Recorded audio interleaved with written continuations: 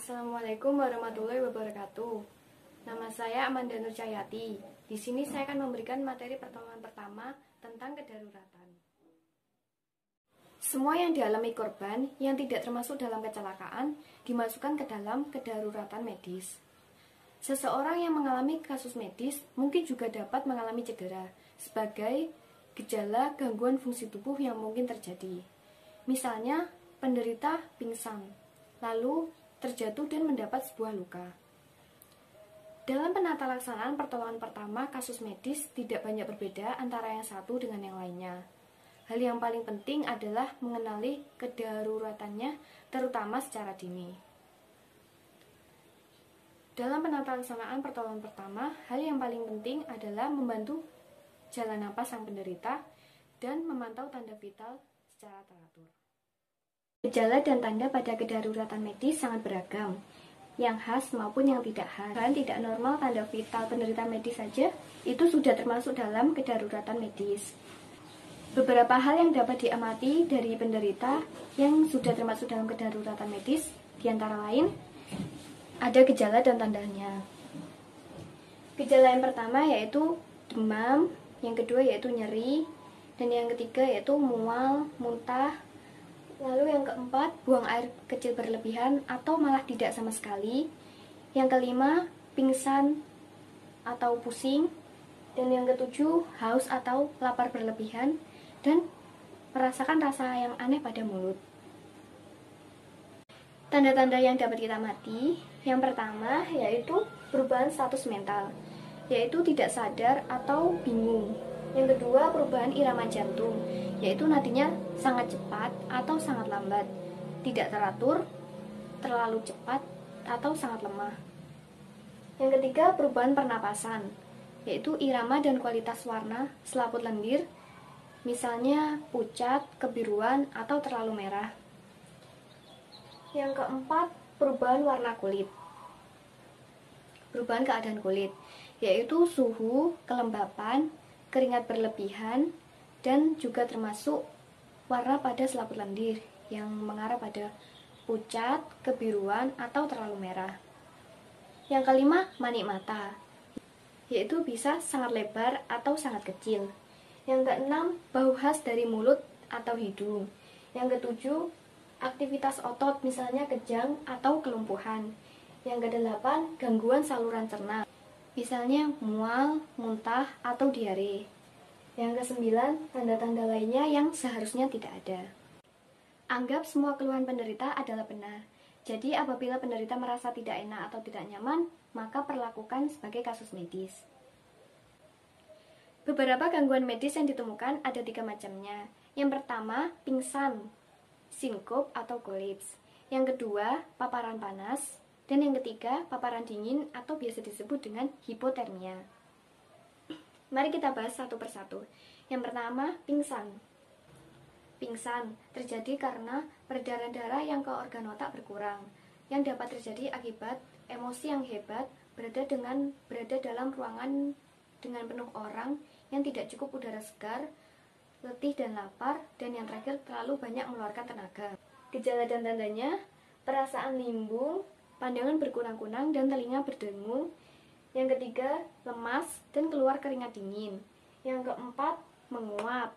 Yang kelima, tidak ada respon, biasanya berlangsung selama beberapa menit. Dan yang keenam, denyut nadinya lambat. Penata laksanaannya, pertama, baringkan penderita dengan tungkainya agak ditinggikan. Dan yang kedua, longgarkan pakaiannya. Yang ketiga, usahakan penderita menghirup udara segar. Yang keempat, periksa cedera lainnya yang mungkin ada pada tubuh penderita. Yang kelima, berikan selimut pada penderita. Yang keenam, bila penderita sudah pulih, usahakan istirahatkan beberapa menit. Dan yang ketujuh, bila penderitanya tidak cepat pulih, maka langkah yang pertama, periksa napas dan nadinya. Dan yang kedua, posisikan agar penderita stabil. Yang ketiga, bawa ke fasilitas kesehatan terdekat. Yang kedua, paparan panas. Panas dapat mengakibatkan gangguan pada tubuh. Umumnya ada 3 macam gangguan. Yang pertama yaitu kram panas. Kram panas terjadi akibat kehilangan garam tubuh yang berlebihan melalui keringat.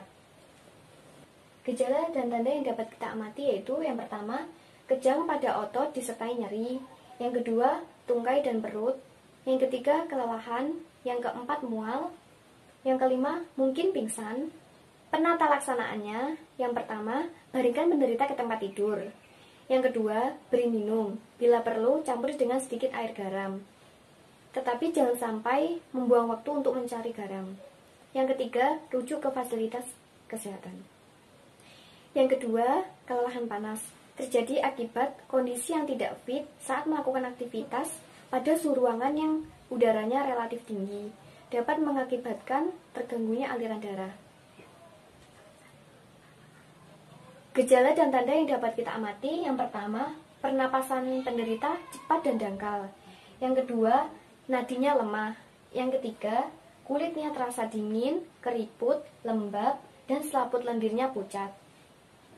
Yang keempat, pucat atau keluarnya keringat secara berlebihan. Yang kelima, lemah. Yang keenam, pusing atau kadang penderitanya tidak merespon. Dan penata laksanaannya yaitu yang pertama, baringkan penderita di tempat yang teduh. Yang kedua, kendorkan pakaian yang mengikat pada penderita. Yang ketiga, tinggikan tungkai penderita sekitar 20 hingga 30 cm. Yang keempat, berikan oksigen bila ada. Yang kelima, beri minum saat penderitanya sudah sadar. Yang keenam, rujuk ke fasilitas kesehatan. Gangguan yang ketiga yaitu sengatan panas.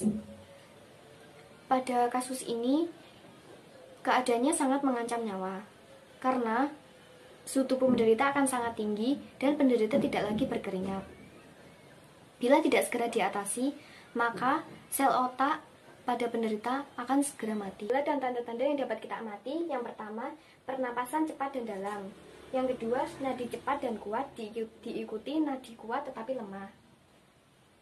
Yang ketiga, mani mata melebar. Yang keempat, kehilangan kesadaran. Yang kelima, kulit rasa kering. Yang keenam, kejang umum. Penata laksanaannya, yang pertama, turunkan suhu tubuh penderita dengan cepat. Yang kedua, letakkan kantung es pada ketiak, lipatan paha, di belakang lutut, dan sekitar mata kaki, serta di samping leher. Yang ketiga, bila memungkinkan, masukkan penderita ke dalam bak mandi, berisi air dingin, dan bila perlu, tambahkan es batu ke dalamnya. Yang terakhir, rujuk ke fasilitas kesehatan. Yang ketiga, paparan dingin atau hipotermia, yaitu udara dingin yang dapat menyebabkan suhu tubuh penderita menjadi turun. Suhu lingkungan tidak perlu sampai mencapai titik beku untuk bisa disebut hipotermia. Ada beberapa faktor yang dapat memperburuk hipotermia, yaitu faktor angin dan yang kedua kekurangan makanan. Hipotermia dibagi menjadi dua, yaitu hipotermia sedang dan hipotermia berat. Gejala dan tanda hipotermia sedang yaitu pertama, yaitu menggigil, yang kedua terasa melayang, yang ketiga pernapasan cepat tetapi nadinya lambat, yang keempat gangguan penglihatan, yang kelima reaksi mata lambat, yang keenam gemetar. Gejala dan tanda yang dapat kita amati pada hipotermia berat, yang pertama pernapasannya sangat lambat, dan yang kedua denyut nadinya juga sangat lambat, yang ketiga tidak ada respon, yang keempat mani mata melebar dan tidak bereaksi, yang kelima alat geraknya kaku, dan yang keenam menggigil. Penanganan hipotermia, yang pertama penilaian dini dan pemeriksaan penderita. Yang kedua, pindahkan penderita dari tempat dingin. Yang ketiga, jaga jalan napas dan berikan oksigen bila ada. Yang keempat, ganti pakaian penderita yang basah dan selimuti penderita. Juga upayakan agar kondisi penderita tetap kering.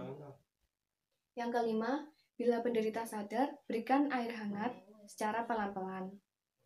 Yang keenam, pantau tanda vital secara berkala, dan yang ketujuh, rujuk ke fasilitas kesehatan.